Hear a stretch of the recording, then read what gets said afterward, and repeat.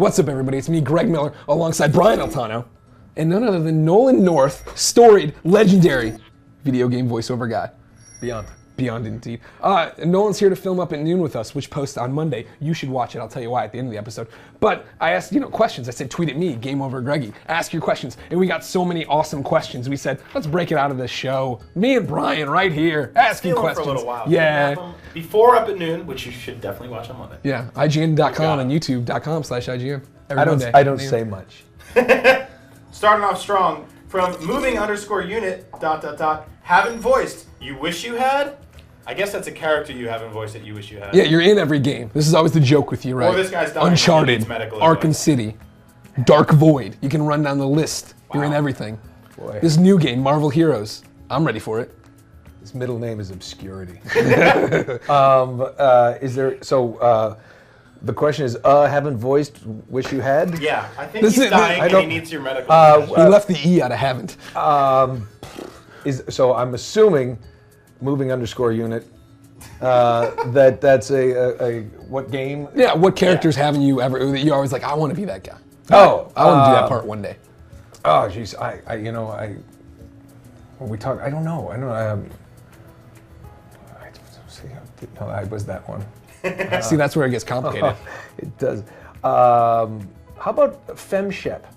Take Jennifer Hale's spot. Be Fem Shepherd. Finally, all right. Jennifer, I could give her the time out. She can go rock climbing with her family, and I'll just do FemShep for a week. Give us a few lines there. The Reapers have appeared. You see your first Reaper go. The Reapers have appeared. Shoot them. I thought it was gonna be a bit more femme than that. Like that just sounds like Shep.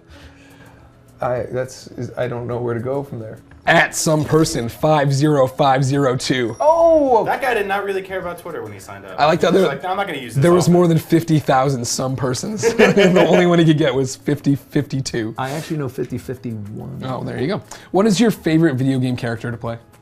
As a player or to? I think they perform as.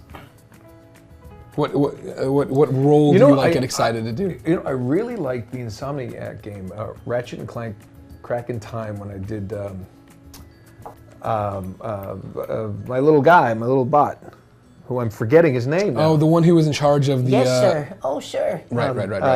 The one he was in charge of... Somebody get on IMDb. What was my name? I'll look it up, fine. I got the phone over here. But you were in charge of the one you taught Clank how to use the time crystals and all that stuff. Yes. See, I know the character. No, he's one of my favorites. And I'm just completely having a senior moment. I'm blanking. Come on, somebody. We're working on it. Anyways, you liked him, why? You will edit this, right? Nope. This is live streaming right now. Perfect. You're already watching it on the internet as we speak. This is awesome. They're already in the comments like, he doesn't even know the name of it. Sigmund! There we go. Yeah.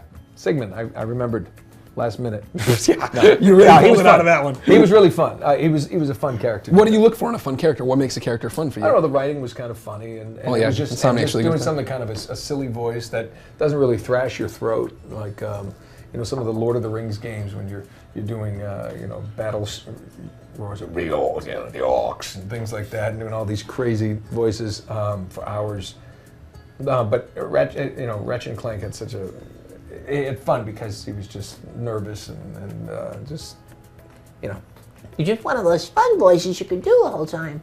And it had sort of a lightness to it, and in a lot of games and the things we do, and on top of like any lead character, you're going to always play the civilian, or the thug, or the ferocious beast, and you're yelling and doing stuff like that. To play something a little lighthearted every now and then is a lot of fun. So, knowing you now for a few years, hanging out with you, going golfing, swimming, whatever we want to do on our off time. It seems like when I watch anything about Deadpool, when you play Deadpool, he's the most like you. Where you're talking about one thing and you deviate, and then you're doing a Christopher Walken impression, and then you're jumping all over the place. Well, he's absolutely one of my favorite characters to play, just because he's completely schizophrenic, and a lot of voice actors are like that. I mean, you get a bunch in a room and you just sit back, and my wife will have friends over. My wife says it's my favorite time to just sit back and watch everybody kind of do their thing, and they're just going back and forth and just she can't help it. I mean, it's like anybody who's going to sit around and talk about work. Sure. So we'll do that. Like, well, what voice did you do that? You did this guy? Yeah. Well, remember that guy? Hey, he was like, and you're all over the place.